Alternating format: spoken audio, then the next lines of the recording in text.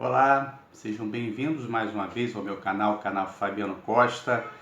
Agora em 2021, quer dizer, nesse meu primeiro vídeo do ano. Espero que vocês tenham tido uma excelente passagem de ano e que esse mês de janeiro seja o prenúncio de um ano vitorioso para todos nós, de muita leitura, de muita produção literária e de muita diversão, que é o que eu também prometo a vocês nesse meu canal, tá? Muita diversão ligada à literatura fantástica, horror, fantasia, ficção científica, tudo que tem a ver com a produção fantástica no mundo, seja em quadrinhos, cinema, literatura. Estaremos aqui para debater, para conversar e, acima de tudo, para se informar e se divertir, tá? Bom, no primeiro vídeo de 2021, eu trago para vocês um pouco da vida do bom doutor Isaac Asimov, um dos mestres da ficção científica, uma das grandes inspirações para estudantes, para intelectuais, escritores, cineastas e todos aqueles que querem trilhar o caminho do fantástico. Isaac Asimov, sem sombra de dúvidas nenhuma, é uma grande referência. Sem Isaac Asimov, muita coisa não teria acontecido no meio da ficção científica e da literatura fantástica, tá? Mas vamos começar a falar do bom doutor do início, né? Isaac Asimov nasceu no dia 2 de janeiro de 1920 e faleceu no dia 6 de abril de 1992. Ele, em 2020, completaria 100 anos, e esse é mais um dos motivos porque eu estou fazendo esse vídeo, né? Porque eu estou em dívida com um bom doutor, porque não fiz um vídeo no passado. Então esse vídeo aqui é um vídeo comemorativo não apenas da obra do doutor, mas do seu centenário, no caso 101 anos, né? Ele fez 101 anos agora no dia 2 de janeiro. Bom, o bom doutor, ele nasceu na Rússia, mas com 3 anos sua família mudou-se para os Estados Unidos. E é por isso que ele nunca se considerou russo, nunca falou russo, sempre falou o idioma judaico, uma das raízes da família dele, e o inglês, né, norte-americano. Morou a vida inteira no Brooklyn e ele é considerado um dos pilares da ficção científica, da literatura de ficção científica, junto com Robert Heinlein e Arthur Clarke, né? Uma produção enorme, uma produção imensa, né? O Isaac Asimov, ele tem mais de 500 obras, entre obras editadas e publicadas no ramo da ficção científica, da fantasia, do mistério, inclusive da não ficção. O bom doutor caminhou por diversos campos da literatura. Se contarmos apenas os livros que ele escreveu, participou diretamente, teríamos 463 livros somente escritos por ele, né, ou no qual ele teve grande parte na produção. Juntando com outras obras, no qual ele colocou um conto, um artigo, né, somam-se no total 509 obras escritas. Isaac Asimov era um gênio, foi um monstro em todos os sentidos, né? Inclusive em termos de produção. O bom doutor, ele além de escritor, ele tinha uma formação bem pesada, né, em química, bioquímica, chegou a fazer medicina, né, para ser bioquímico, né? Ele fez a faculdade de medicina, com doutorado, quer dizer, tem doutorado.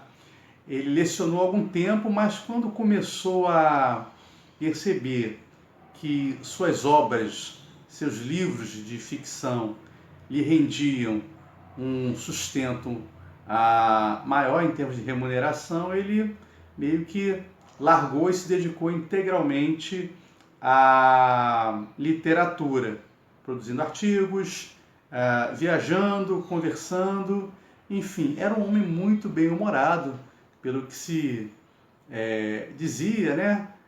Gostava muito de, nas palestras, apresentar exemplos assim, com muita graça sobre o universo, sobre a física, sobre as descobertas científicas no qual ele conseguia transitar muito bem. Ele era um homem muito prolífico, né? De uma envergadura científica, né? De um conhecimento gigantesco. Então, assim como ele falava muito bem sobre filosofia ou história, também falava de física, falava das descobertas mais recentes no campo da medicina ou da biologia, e ele conseguiu unir esses mundos, e daí vem toda a sua gigantesca criatividade e imaginação, tá? Mas de onde é que vem essa sede por leitura de Asimov? Vem desde pequeno, quando ele começou a trabalhar dos negócios da família. A família tinha uma pequena loja de doces, então ele desde pequeno ia trabalhar ali junto com o pai na lojinha de doces. E essa lojinha vendia aquelas chamadas revistas pulp, né? Science fiction, né? Pulp fiction, revistas pulp, né? Daquele papel bem simples, bem vagabundo, e que era bem barato. E as crianças que iam lá compravam doce, então os pais iam e compravam aquela revistinha com histórias baratas. Asimov se apaixonou por aquilo ali, pelas histórias de ficção científica. Então, com 11 anos, ele começa a ter uma leitura intensa. Com 14 anos, ele começa a produzir suas próprias histórias, né? Entre 11 e 14 anos, ele começa a escrever alguns contos curtos. E com 19 anos, ele já estava vendendo os contos dele para as revistas e para quem quisesse. Os contos eram muito bons. Primeiramente, ele vendeu alguns contos para Amazing Stories, uma revista especializada em literatura fantástica. Mas a revista que primeiro comprou e editou não apenas os seus primeiros contos e histórias, mas também seus livros, foi a Astounding Science Fiction, de John Campbell, que inclusive influenciou e muito Isaac Asimov em sua formação, enquanto escritor, enquanto produtor de artigos, né?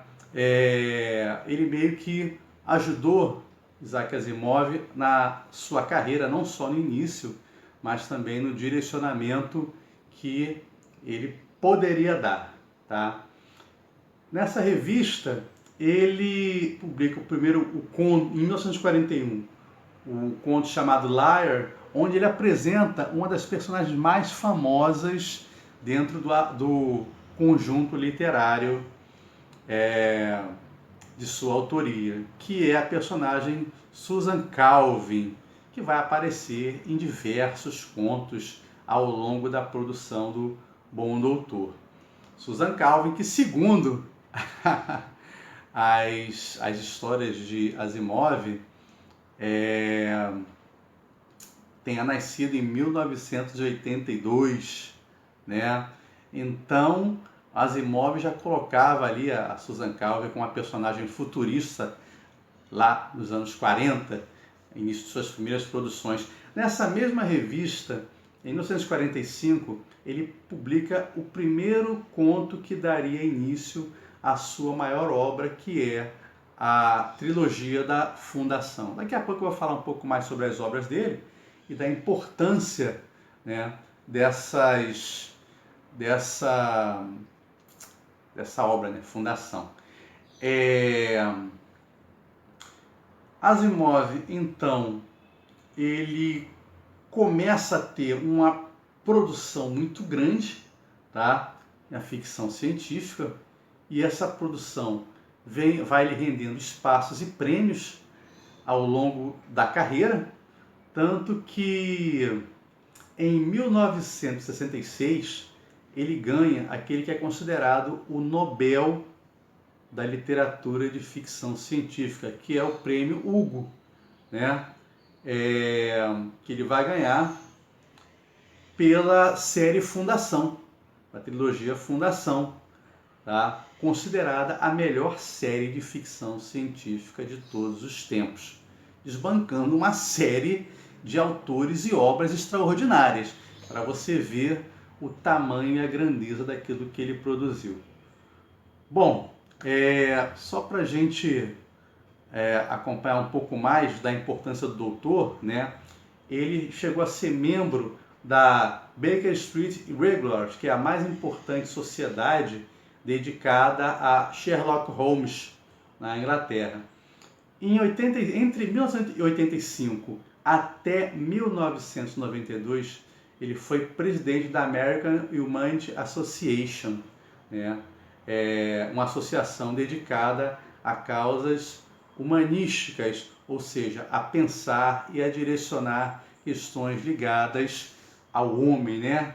A sua relação com o mundo e os caminhos futurísticos. Certa vez, né, em 1964, se eu não me engano, foi 64, o The New York Times, tendo em vista tudo que Asimov escrevia sobre o futuro, desafiou a prever o futuro e perguntou para o bom doutor o que seria, o que teríamos no futuro que não poderíamos prever naquela época, pelo menos o homem comum, né? Então o bom doutor, ele, não com as palavras que eu vou colocar agora, mas no artigo ele previu a internet, os cabos de fibra ótica, micro-ondas, TV de tela plana. Ele gostava de lugares, espaços pequenos e fechados para produzir, tá? E ele tinha uma ojeriza, um medo incrível de voar, tanto que o fez apenas 2 vezes e em toda a sua vida. Preferia cruzeiros, navios, né, onde se sentia à vontade, né, para você ver. O homem que falou sobre foguetes espaçonaves tinha um horror profundo em cruzar os céus numa aeronave primitiva e humana, né? São coisas do destino, né? As contradições do destino. Bom, vou falar um pouco então da obra do Asimov, que é o mais importante, tá? Primeiro romance que ele escreve chama-se As Cavernas de Aço, escrita em 1954. Antes disso ele escreve diversos contos que são publicados, como eu falei para vocês, em diversas revistas e em coletâneas de livros. As Cavernas de Aço é um livro que fala sobre a ficção científica e é uma mistura de ficção científica com suspense policial, tá? É um livro muito interessante. Antes disso, ele já havia lançado a coletânea chamada Eu, Robô, tá? Que tem uma importância enorme, porque é exatamente nessa obra que ele lança as 3 leis fundamentais da robótica. Você não sabe qual é, mas eu vou dizer para vocês agora, né? Quais são as 3 leis fundamentais da robótica.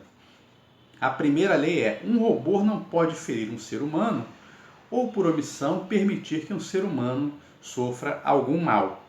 A segunda lei da robótica é: um robô deve obedecer às ordens que lhe sejam dadas por seres humanos, exceto nos casos em que tais ordens contrariem a primeira lei. E a última lei é: um robô deve proteger sua própria existência, desde que tal proteção não entre em conflito com a primeira e a segunda lei. Essas 3 leis, elas vão estruturar toda a série de Asimov, ou dos livros, ou da produção de Isaac Asimov na ficção científica ligada aos robôs. Daí porque ele ser chamado o pai dos robôs, ou o pai da robótica, termo que ele traz, é um termo tcheco, né? Robô, que significa aquele que faz um trabalho, o que trabalha de maneira resoluta, né? Escrava. Só que com as obras ligadas ao robô, ele vai mudar o conceito de robô.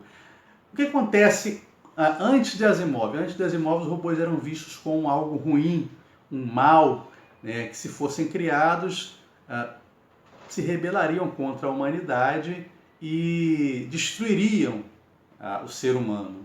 Asimov, com Eu, Robô, com Nós, Robôs, Visões de Robô, O Homem Bicentenário e uma série de outras obras ligadas ao conceito do robô como uma ferramenta, uma tecnologia que ajudaria a humanizar o ser humano por facilitar o trabalho, né?